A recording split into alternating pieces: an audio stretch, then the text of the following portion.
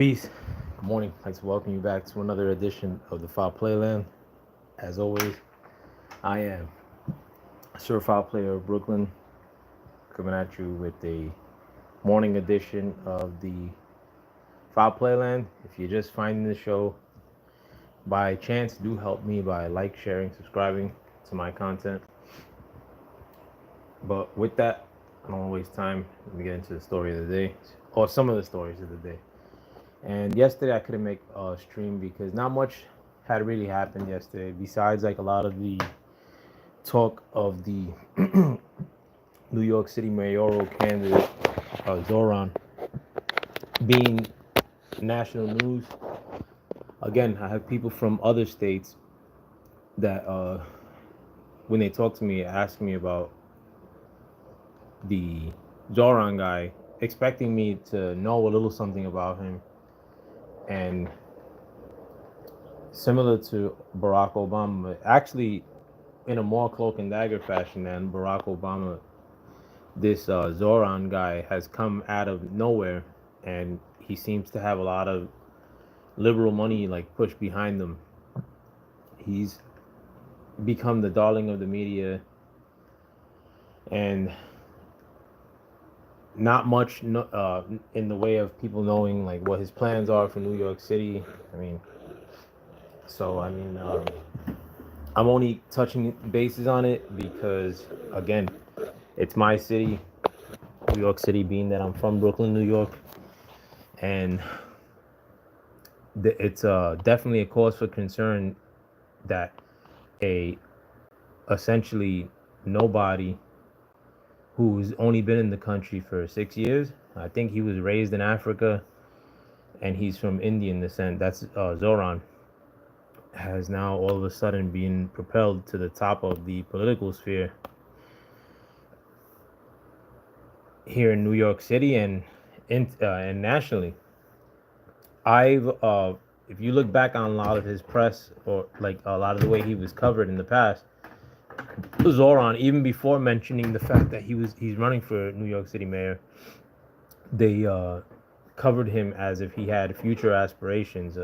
So I mean, would I be surprised if he occupies a Senate or a Congress seat like a Ilhan Omar? And again, these are precious seats. I mean, but when you have a radical person sitting in them, it changes the political perspectives throughout the country. I mean, but if I remember anything on Zohar, I'll bring it up.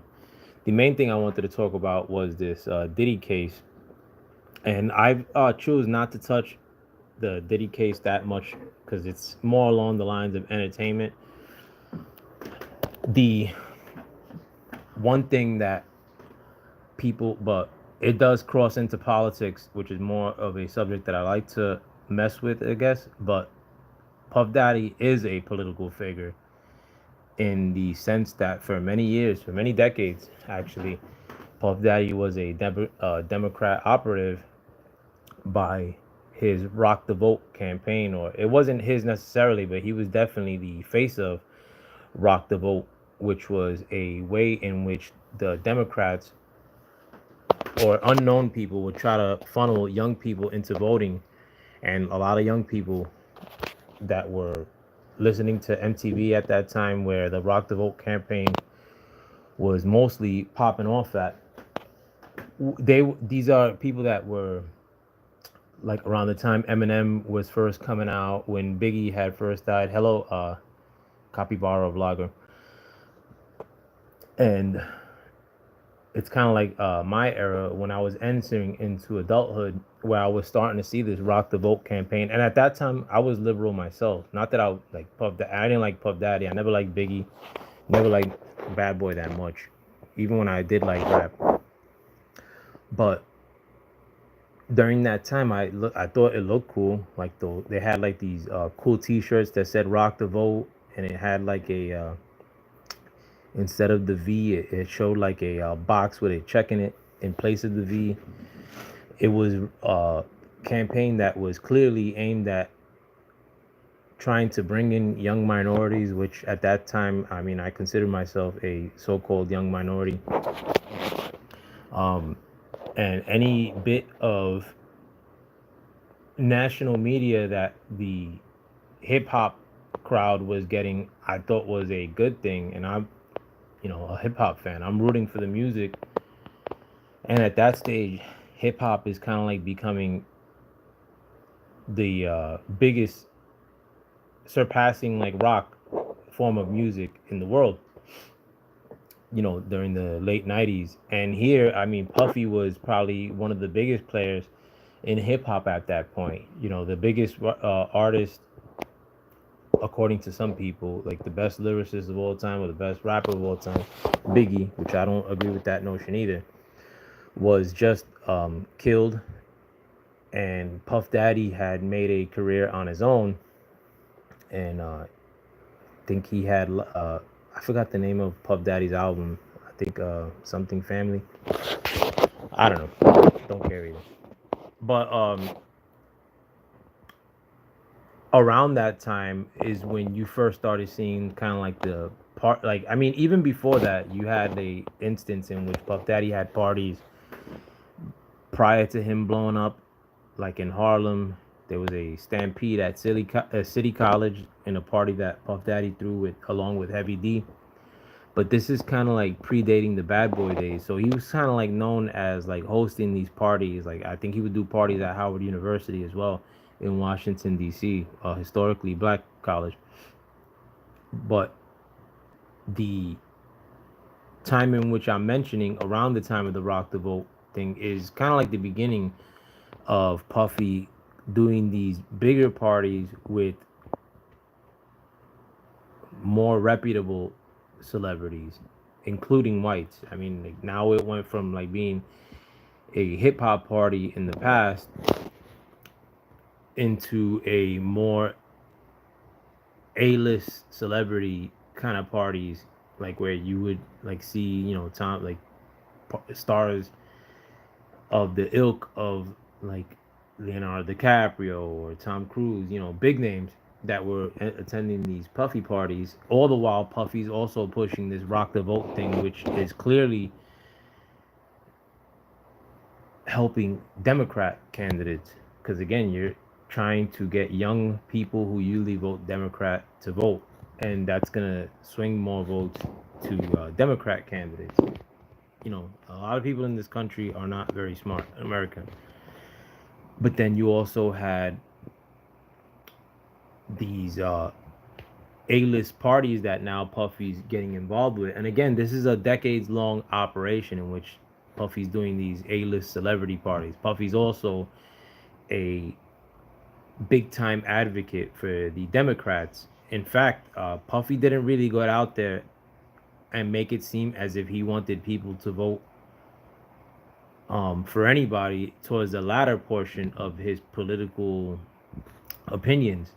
Puffy started outright saying like that he didn't want Trump to win, so he's kind of like funneling people into voting years before, and then all of a sudden his perspectives, as far like he's trying to like kind of outwardly act as if he's just trying to bring people to vote for whoever, and then later in his career he's kind of like making it seem, well, no, I'm opposed to Trump and I love the Democrats in a sense. And I think about almost 2 years ago, it came the time in which these charges came up. And since then, I mean, I've been watching from the weeds. I mean, the case, some people think, has been dismissed. From what I read, it wasn't. I haven't been keeping up on the case that much. And I'm actually surprised too, because I see a lot of YouTubers aren't really covering that case. More along the lines of like hip hop type YouTubers and people that would normally cover like rap gossip in a sense, were like kind of like steering clear from these subjects. And a lot of YouTubers ultimately, I'm not gonna say they're bitch made, but they think that they're gonna get signed by some sort of rapper and are very allergic in 2025 to say anything negatively about a rapper. Like, in fact, if you bring up something negative about a rapper, a lot of times on a YouTube channel, like they're gonna contend something positive about the rapper. You know, like I don't. It's like almost weird. Like there's like a self defense mechanism with so-called like minorities a lot of times with discussing rappers in 2025. Like it's almost like as if they feel like rappers are in the room listening to them and they're afraid to like give a real salacious take. You know, a lot of and this is also rappers too. I mean, it's not like all rappers get along with Puffy. Like not even in New York, they probably get along with Puffy. But in the midst of this story, which is so sensational, like all that's being alleged that there's sex trafficking, coercion, you name it. But still, in 2025, deep into this case, you're still very find a rap scene, especially a New York rap scene, which has been candid about giving their opinions regarding Puffy or this case. And that just shows you, I mean, like rappers are a bunch of neutered, and that's one of the reasons why I don't listen to rap. Like rappers have a lot of big shit to say about like offing each other and whatnot, but when it comes time to like really um get things in order, I mean, like the rappers are gonna be the ones telling us that everything's all right and go back to business. I mean, when at a time when so-called minorities are probably doing their worst in history as it pertains to the United States of America. Debate me if you want on that one. But I don't think so-called minorities, I think so-called minorities are doing the worst than they ever done in America in 2025. Since we've had a America, so-called minorities are doing worse right now in 2025 than ever in our history. And I consider myself a so-called minority too, being of Puerto Rican descent, New York City, stand up. But a large part of why we're doing so bad as so-called minorities, you could put the blame directly on hip hop. You know, you have dudes that are like my age, like, you know, damn near scraping on 50, that still dress like YNs. And it's because you look at our rappers and they're still dressed like YNs, like the older ones that we because a lot of these older cats ain't listening to drill rap. Like let's be honest, like people that are 38 and above are not listening to drill rap. People that grew up on hip hop like myself don't fuck with drill rap or don't mess with drill rap. But they'll still idolize these old ass washed up rappers like Jada Kiss and Cameron, and a lot of these dudes they act still like 16-year-olds. Cameron, all these dudes dress and still act like youngsters, and it kind of makes our men act in the same fashion. Like can't be serious about anything. Like it's just no nonsense. I mean, or nonsense ass arguments, bringing up other subjects in the midst of talking something serious, joking around all the time. That's kind of like a something that's been cemented into the so-called minority community, and a lot of that standard is something that we've picked up along the way by emulating these whack ass rappers, these rappers that don't stand for shit. That we're now finding out that we're all involved with Puffy. Puffy is an outright, at least puffer. I mean, like, you know, somebody who likes rainbow activities, somebody who likes watching other men get down.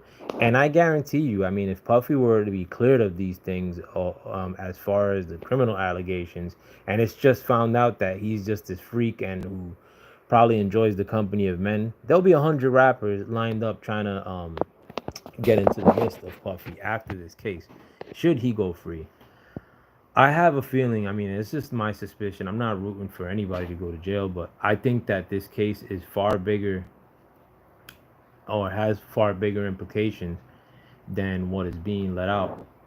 I think that this case may truly be a RICO case because of the one off problems that we're now seeing also with almost every established New York City rapper. Like there's trouble at Rock Nation. The daughter of the owner of Rock Nation, or one of the owners of Rock Nations, is accusing her own mother I think it's she's a Latin lady too, and might be the wife of OG Juan, one of the guys that used to run Rock Nation or runs Rock Nation. I don't know who any of these people are, but they're extremely shady.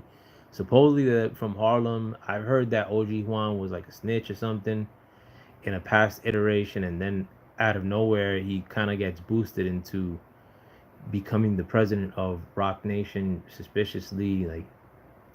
And again, I mean, like, if people associate any rapper as far as having some sort of maybe like dark undertone related to him, it's Jay-Z, and he hasn't been pulled up in any of these like crazy charges. But all these rappers that I'm mentioning that are in hot water right now, and Rock Nation being in hot water kind of means Jay-Z's in hot water as well. So I mean, I'll throw him into the fray. But when you have Jay-Z, I mean, his wife Beyonce was couching for the Kamala campaign right before this last election popped off. Hey, hello Kevin, thank you for coming through. You also have Fat Joe. I made a video on this channel too. Again, I'm Puerto Rican through and through, and a lot. I've given opinions on this channel, like when the debate regarding FBA, internet FBAs against like Puerto Ricans because of one statement that Fat Joe made about Puerto Ricans being 50-50 creators of hip hop or something to that effect. I was on YouTube on any panel that would let me um, counter that notion that yet no, I mean, like, I didn't agree with Fat Joe necessarily, but Puerto Ricans are a humongous part of the creation of hip hop. But I didn't get on here, even though I know that to be true. I didn't want to push Fat Joe, who's kind of like agreeing with a point that like I already, like that. I wasn't trying to push Fat Joe as being like a harbinger of that fact, or the guy who would be the one who would clear that up. And honestly, he kind of like jumped out the window and said it was like a 50-50, and I didn't want to get into the semantics of a debate. But and ultimately, I knew it was a figure of speech from Fat Joe. If you guys don't remember, he said that hip hop was created 50-50 by Puerto Ricans and so-called black people. And that led to a months-long debate, and that's kind of like came and went. But when that was happening, I didn't come on here to agree with Fat Joe. I came on to YouTube to more contend the notion that Puerto Ricans were involved with the creation of hip hop. Moving on from that, though, in spite of the fact that Fat Joe's Puerto Rican like myself, I'm still very, very, I could be very critical. I'll call it like I see it. I'm not here to ride for anybody based on race But now Fat Joe, again, a Democrat operative, received money from the Kamala campaign in order to get on stage and throw his support behind her. He's now in hot water too. Now, could one thing do with the other? No, but the allegations are very similar. Fat Joe is being accused by one of his old crew members, TA, that they were forcing him to perform sexual acts with women in front of a bunch of men, and that a lot of times that this was done forcefully, with real goons kind of like pressuring these unwilling participants to partake in like sexual acts, all while being watched by these same goons. And it's no secret that Fat Joe runs with legit like street dudes. I mean, I could testify to that myself too. I've seen Fat Joe in person a couple times, and he's always I mean, he doesn't look like a chump, and the people that he rolls with, he actually is cool with people from my neighborhood, and they're not chumps either. And this is nothing against them, but I'll call it like I see it, and somebody got an issue after the fact, I'm still going to my neighborhood. or they could talk to me in person.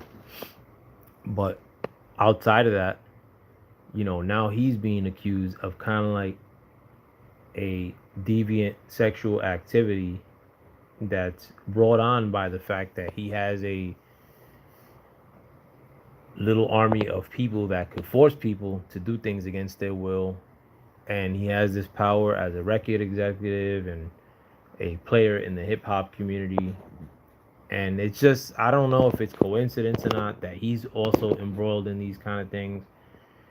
You also have the hot water that's the Rock Nation crew is under right now. So all these things interconnected.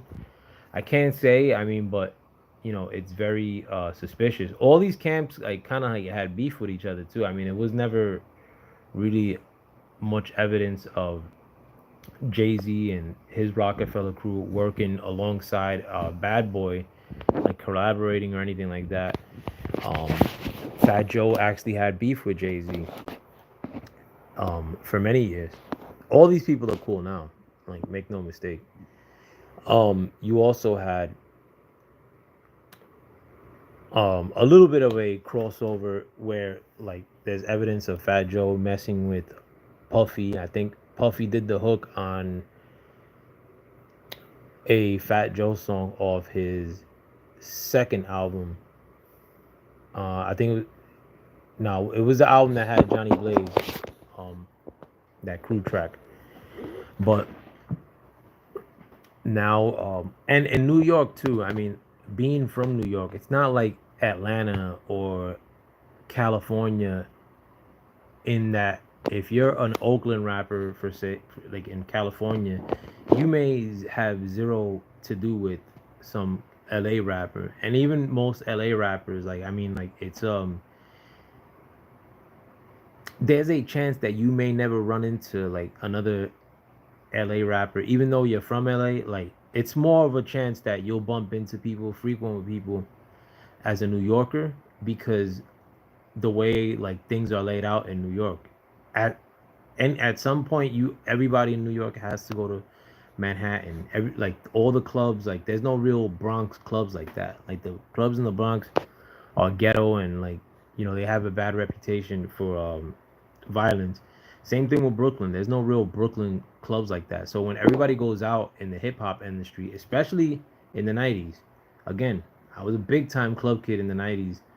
I mean, go to Carbon, Exit, Sound Factory, Tunnel, you know, but everybody would go to the same clubs. I've seen Ja Rule in the club. I've seen Fat Joe in the clubs. I've seen the Dipset in the clubs. And not to like in concerts, like where they're just hanging out. So everybody kind of goes to the same spots, and all these people sort of had like a little bit of contention with each other, or where they weren't really messing with each other like that, collabing with each other all the time. Like none of these camps. But now in 2024, 2025, all of these camps, which were some of the biggest names in the industry, maybe not so much like Terror Squad, but Terror Squad was a humongous name in the industry. And again, I think like in a large degree, Fat Joe is sort of a gatekeeper for Puerto Rican artists, and I think he's the reason as to why Puerto Rican rappers didn't get on after he did. Like he kept it like that one spot all to himself. And Puerto Ricans in New York City, especially, I mean, like we're part of like the street culture experience, every bit of street culture, including hip hop, which is a street culture. And how none ever really popped off like that outside of Fat Joe. I always contended that Fat Joe was the reason as to why Puerto Rican rap was stymied. And Fat Joe was never nice like that too. I've always said that. But with these cases, I mean, like with coercion, it might be sex trafficking too. I mean, like with the even with the Fat Joe allegations, because a lot of these sexual acts of coercion that they're being accused of happen across state lines, more likely than not. Who the hell is honking their horn like that? some moron that parks his like regular truck near my house. Like the I don't like. I wish somebody. Oh no, that's the garbage. Yeah, normally I give these dudes water, but like, I'm YouTubing with my people. Anybody here, like besides Kevin and Captain Margaret, nobody else commenting? You would expect more people to have opinions on these rappers. There's always some dick puller that will play save a hole for a rapper, you know, hoping to be signed to some shit or that'll just disagree for the sake of disagreeing. But not many people like want to kind of like give an opinion on the Puffy thing. I guess till they see a resolution.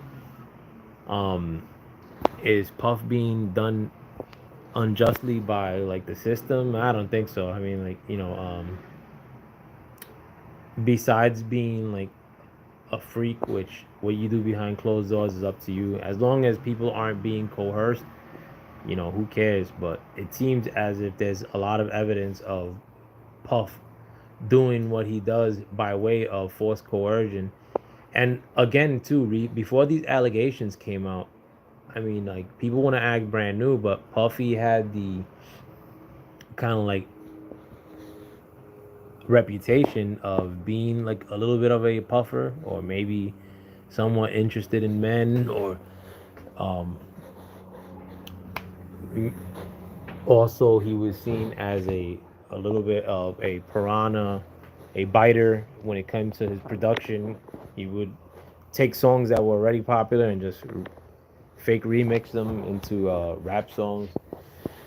But outside of that, though, his reputation was already hot in the streets regarding like a lot of these puffy parties. A lot of people were alleging that these puffy parties were just a orgy, and a lot of times it was alleged more so in the sense of being anti like hip hop, because hip hop is not outwardly accepting of rainbow activity, and a lot of times it was alleged that these Puff Daddy parties or Diddy parties were just that they were a ways in which you were kind of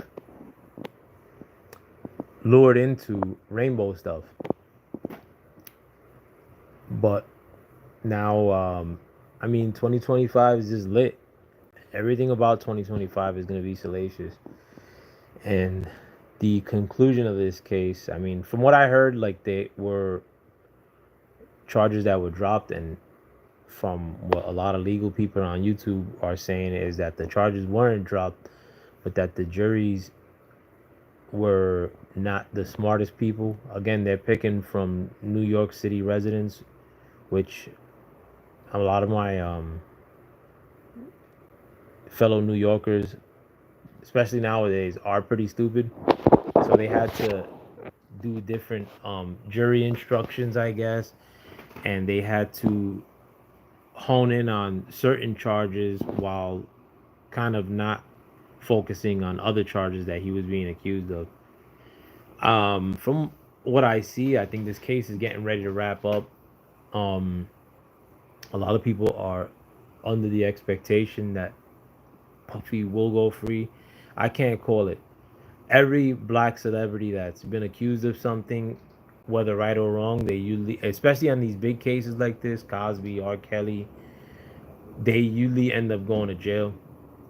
Um, it's usually kind of like this, in which not many people, I don't know whether people are paying attention to this case much or not. I guess there's like other shit to worry about. It's definitely not being talked about in like hood YouTube, to say the least. I mean, again, like hood YouTube are the biggest sellouts. Probably going like these are like the cognitive dissidents. Look over there, crowd. Like don't pay attention, or like they'll change the subject into something that doesn't have to do with what you're talking about. And a lot of these, again, like for some reason, everybody probably feels as if there's a chance in which they're gonna hang out with Puffy or be signed to some rap label. I don't know why, like, honestly, like, Hood YouTube has found the covering the Puffy subject negatively or in a negative fashion or calling it out for what it is. A lot of Hood YouTube is very allergic to just covering the topic altogether. And one thing I do will say is that we're getting used to in this country um, political witch hunts in a sense, or lawfare, in which you go after your opposition by using the law, like lawsuits, or if you have the ability to go after people with the authorities, that you go after your enemies. And lawfare in this country has been baked into the cake of how we are during the Biden administration. If you guys don't remember, Joe Biden's Department of Justice went after Trump on more than one occasion. He got his house raided. They went after him with several criminal charges in Georgia, in D.C., in New York City. So now, you have people from the opposing party, Democrats, and Democrat operatives like Puffy, like Fat Joe, like Rock Nation. You could throw them into the pool, who are getting a little bit of hot water. I mean, in the case of Fat Joe and Puffy, those cases could turn into federal cases. Who knows? Or if they have one to do with the other, which is very, very likely. Again, all these rappers are in the same clubs. I think the Kit Kat Club, where Jay-Z caught a charge for stabbing Lance Rivera, the one of the executives for Entertainment, which was a big label back in the day. I think Cameron was signed to Entertainment, U Entertainment. But the guy Lance Rivera, he was at the Kit Kat Club, which was a club in Manhattan, and Jay-Z supposedly had stabbed him at that club, and Jay-Z was charged for that crime. I think it was dismissed. But that club where that happened was the Kit Kat Club was actually owned by Ghislaine Maxwell, the girlfriend of Jeffrey Epstein. So I mean, and you go, and again, I've went to a lot of these clubs. I mean, Carbon, the club where Jay-Z got attacked by the terror squad, was my favorite club. It was the biggest nightclub in the world, but I used to go to it more when it was when they changed the name to Club Exit, and Club Exit was at one point the biggest club in hip hop and in the whole country. But you go to these clubs, and a lot of the people that work there, the people that own it, operate it, promote it, are usually very, very shady. I mean, New York nightlife, it's extreme. There's extreme levels of shadiness. I mean, I've seen people in that club that were having sex out in the open, like in little side rooms, and I have witnesses to this too. You know, but if there were a video of Jay-Z, for instance, committing that stabbing in the Kit Kat Club back in the day when he stabbed Lance Rivera, and if a person like a Jeffrey Epstein's girlfriend, Ghislaine Maxwell, owns the club that you just committed that stabbing in, and they have video of it per se, because all these clubs have video angles of every angle you could think of. I mean, a lot of money changing hands, but you could see the potential of a rapper like Jay-Z. And again, this is probably like 1998, 1999 when this happened.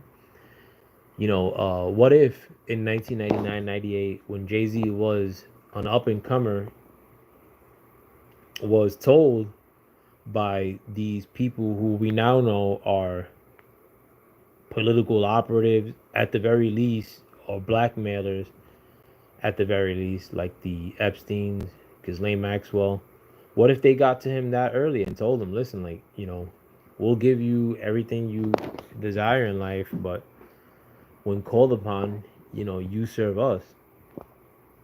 And what if that obligation was basically, never endorse a Republican? Like, that's all we ask of you. Or I mean, I'm not saying that they would ask that outright, but sometimes these people want more of a sacrifice from you on a personal level, um, to in order for you to be involved with them, you know.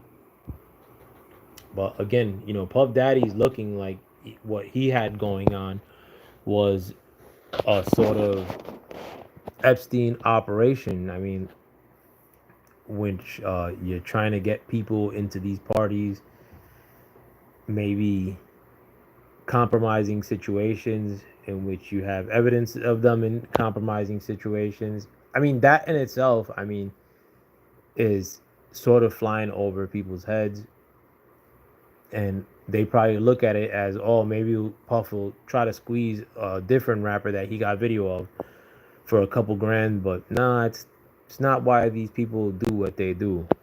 Especially again, I consider like the way America wants so-called minorities to behave as one of the pivotal issues that runs this country, whether that's good or bad. And a lot of times, this country does not want minorities to behave in a decent fashion. A lot of times, they want us to behave the worst.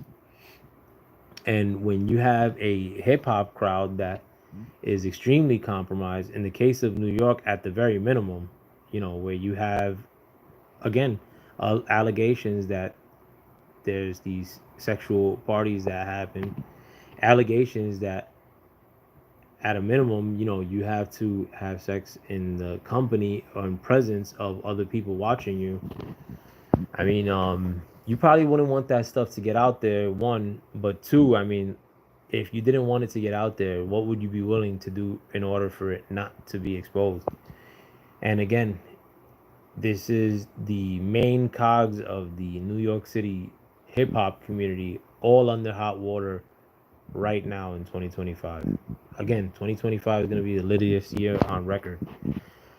Let me go to my last subject, and it's regarding CNN lying on Donald Trump or on the Trump administration.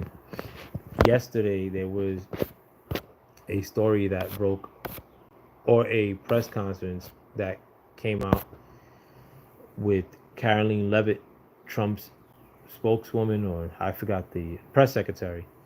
And she called out CNN's Natasha Bertrand, I think her name is. Let me make sure. Yeah, Natasha Bertrand, because this reporter had made the B-2 bombing of the Iranian nuclear facilities, the strike that happened over the weekend, which, according to the Trump administration, was a great success, and it was able to eliminate all the intended targets. They alleged, the Trump administration, that Iran's nuclear capabilities were pushed back years, or significantly at the very least. CNN then came out because CNN is thirsty, similar to like the other Democrats that do news, and these like the CNNs and MSNBCs of the world. They're very gun ho about making all their reporting to be in the vein of making Trump look bad, trying to find some negative spin about Trump. So apparently, a story had leaked out to CNN, or some intelligence had leaked out to CNN, in which they said that the bombing operation that happened over the weekend by American pilots was not a success, and that they had mixed the targets, and it was a dud. And it was done by a reporter by the name of Natasha Bertrand from CNN. Now, this same reporter from CNN was the reporter that 51 intelligence agents before the 2020 election told her that the Hunter Biden laptop story was fake, that it was Russian disinformation. and she published that story. So I mean, it's kind of convenient that 51 intelligence agencies tell this one reporter that the story is fake, and CNN runs with that story. And I mean, it's not like they corrected the story when it was found out to be fake, or they took months to try to rectify that story. This same reporter also had intelligence agents tell her that Trump's allegations regarding the COVID outbreak, Trump's allegations when COVID first started was that it came from China or from a Chinese lab.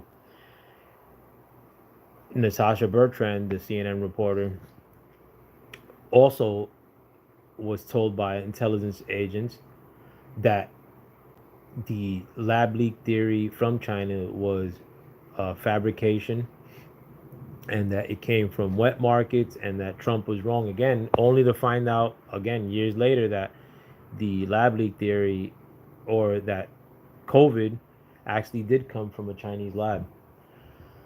They This same reporter again, when it came to um, Iran supposedly putting out negative stories about Trump, or negative campaigns about Trump leading into the 2024 election,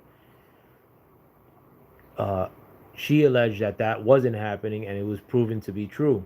And again, these intelligence agents or she gets intelligence reports that counter Trump at every turn. You don't know who she's getting these reports from. Most of the mainstream media usually agrees with these points that she's putting out that counter Donald Trump's statements. And are we to believe that, this is being done accidentally, or that CNN is not trying to counter Trump as a form of news rather than reporting the news straight up? I mean, it seems as if it's the liberal media, and it's not just CNN, but it seems as though they just want to be a campaign against the Trump administration. I mean, and if you were signing up for that kind of reporting in 2016 to 2020, I mean, I could see it. All the media that was coming out about Trump was extremely negative. And to this day, I mean, half of the media, or more than half of the media, it's still the same kind of show in which it's a lot of only look at Trump in a negative light, and there's no other news happening at all. And with the allegations that Trump had regarding COVID, how better would we have been off had we known that the lab leak came from China? We actually went, just because Trump had alleged that China was the source of COVID, America and sort of the liberal establishment kind of like bent over backwards, and they were making claims of, well, like, because Trump was saying that we should that the lab leak came from China. The liberal establishment bent over backwards and made it seem as, oh, we have China's completely innocent of all these things, and we should be celebrating the nation of China, and Trump's a bigot. But that's secondary to the fact that Trump would have won the election had the Hunter Biden laptop been covered for what it was, which was basically Hunter Biden enriching himself and his family. And there was evidence of that on a laptop that was given to the press, to Congress. How different America would have been had the reporting of that story been honest reporting rather than a lie that CNN came up with. CNN said that the laptop, by being Russian disinformation, was untrue. Everything that came from that laptop should be looked at as a conspiracy theory by alleging that it was Russian disinformation. They could have done their due diligence and found out whether that laptop actually belonged to Hunter Biden or not, which it was clearly property of Hunter Biden. There was several pictures of him on there, like several of his transactions, day-to-day operations, I guess. Evidence of all that stuff on there. But this, again, this reporter who seemingly is a operative of the Democratic establishment or the anti-Trump establishment gets these scoops which are usually counter to are usually meant solely as a counter to Trump. And if that's what you accept from your media, I mean, it seems as if you are satisfied with only hearing negative Trump press. And a lot of people are like that in 2025. There's going to be people that will never get over their TDS. I have a personal friend who's living his worst life, and he started living worse than ever under the Biden administration. In fact, it was actually a bit of Biden legislation which put him on the street. He's homeless, like he's living out of a vehicle. And every post that comes from this man is negative about Trump. Like, oh, did you see this ridiculous thing that Trump did? And, you know, that's severe TDS, like Trump derangement syndrome. And the American media is replete with tons of TDS happening. And at this late stage of the game, I mean, we've had damn near a decade of negative Trump press. And I feel it's a little bit dangerous for the media to be doing what they do, but I still see that the actions of how 2025 is playing out, we may see a crumbling and death of American mainstream media. And you could only cheer on such a prospect. I mean, most of these people are misinformed, emotional, and a lot of it has to do with how the news covers certain things and turns a blind eye to many other things. Again, like the mainstream media was telling you that there was no border issue. The border was secure. You know, the Democrat establishment under Joe Biden was telling you that there was no problem at the border was secure, you know, outright lying. I mean, NBC, MSNBC could have taken a camera down there and did some in-depth reporting, and they chose not to because they viewed that as reinforcing the notion that unvetted immigration into America was a negative for America, and that was also a point that Trump agreed with, and it would be validating Trump, which I think was their more principal intention, to just try to invalidate anything that Trump says. They still do that now. I mean, like Trump alleged that the B-2 bombing was a successful operation. The mainstream media is telling you the contrary, and most morons are going to parrot the contrary to Trump. I'm totally acclimated to dealing with people who are only going to look for the negative about Trump, and the media is feeding a lot of these people what they want.